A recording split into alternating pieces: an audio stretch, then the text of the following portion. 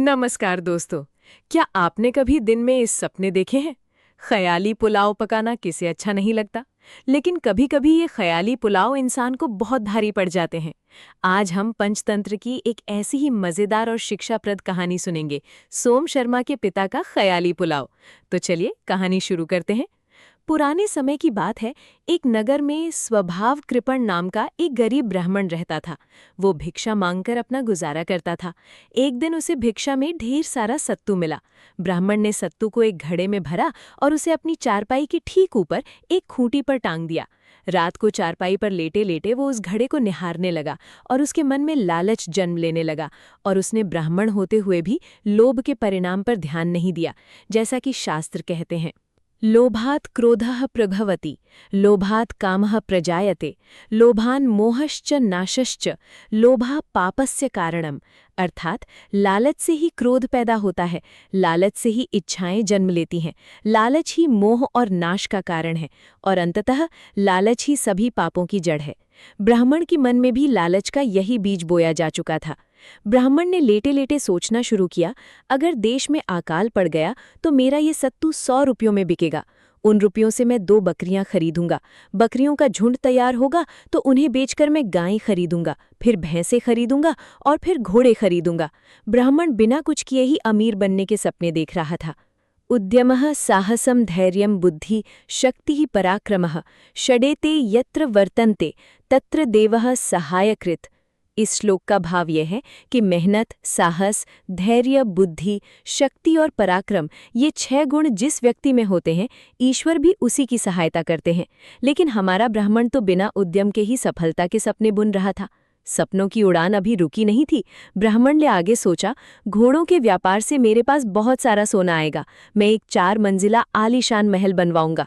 मेरी अमीरी देखकर कोई सेठ अपनी सुंदर बेटी की शादी मुझसे कर देगा। यस्य नास्ति स्वयं प्रज्ञा शास्त्रं पस्य करोति किम, लोचनाभ्याम विहीनस्य दर्पणः किम करिष्यति। अर्थात जिस व्यक्ति के पास अपनी स्वयं की बुद्धि या समझ नहीं होती, शास्त्र भी उसका क्या भला कर सकते हैं। ठीक वैसे ही जैसे एक अंधे व्यक्ति के लिए दर्पण का कोई उपयोग नहीं होता, ब्राह्मण अपनी वास्तविकता भूलकर कोरी कल्पनाओं में अंधा हो चुका था। सपनों के महल में ब्राह्मण का विवाह हो गया। उसने आगे कल्पना की, हमारी एक संतान होगी, मैं उसका नाम सोम शर्मा रखूंगा। जब सोम शर्मा घुटनों के बल चलने लगेगा तो वो खेलते खेलते घोड़ों के खुरों के पास चला जाएगा। मैं गुस्से में अपनी पत्नी को आवाज लगाऊंगा, अरे बच्चे को पकड़ो, लेकिन वो काम में व्यस्त होगी और मेरी बात नहीं सुनेगी। गते शोको न कर्तव्यो भविष्यं नैव चिंतयेत वर्तमानेन कालेन वर्तयन्ति विचाक्षणः। शास्त्र कहता है कि बीती हुई बातों का शोक नहीं करना चाहिए और भविष्य की चिंता या कोरी कल्पनाओं में नहीं डूबना चाहिए। जो बुद्धिमान लोग होते हैं वो हमेशा अपने वर्तमान में जीते हैं और अपना कर्म करते हैं। लेकिन अब ब्राह्मण अपने सपने में इतना खो गया कि उसे सचमुच गुस्सा आ गया। उसने सोचा, पत्नी के बात न सुनने पर मैं उठकर जाऊंगा और उसे जोर से एक लात मारूंगा। यही सोचते सोचते ब्राह्मण ने नींद में ही जोर से हवा में एक लात चला दी। उसकी लात सीधे चारपाई के ऊपर टंगे उस घड़े पर जा लगी। छन से घड़ा टूट गया और सारा का सारा सत्तू ब्राह्मण के सिर और मुंह पर गिर गया।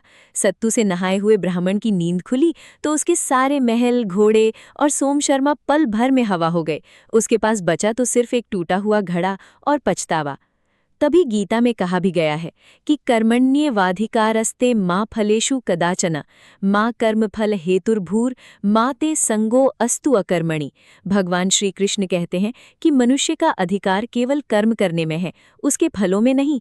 इसलिए फल की चिंता या कोरी कल्पनाओं में नहीं डूबकर अपना कर्म करते रहो और आलस्य से दूर रहो। तो दोस्तों, इस कहानी से हमें यही सीख मिलती है कि सिर्फ सपने देखने से कुछ नहीं होता, उन्हें पूरा करने के लिए असल जिंदगी में मेहनत करनी पड़ती है। सोम शर्मा के पिता की तरह हवा में महल मत बनाइए, बल्कि अपने आज को बेहतर बनाने के लिए कर्म कीजिए। अगर आपको ये कहानी और संस्कृत के ये ज्ञानवर्धक श्लोक पसंद आए हों तो वीडियो को लाइक करें, अपने दोस्तों के साथ शेयर करें और ऐसी ही बेहतरीन कहानियों और ज्ञान के लिए हमारे YouTube चैनल @mmv34666 को अभी सब्सक्राइब करें। धन्यवाद।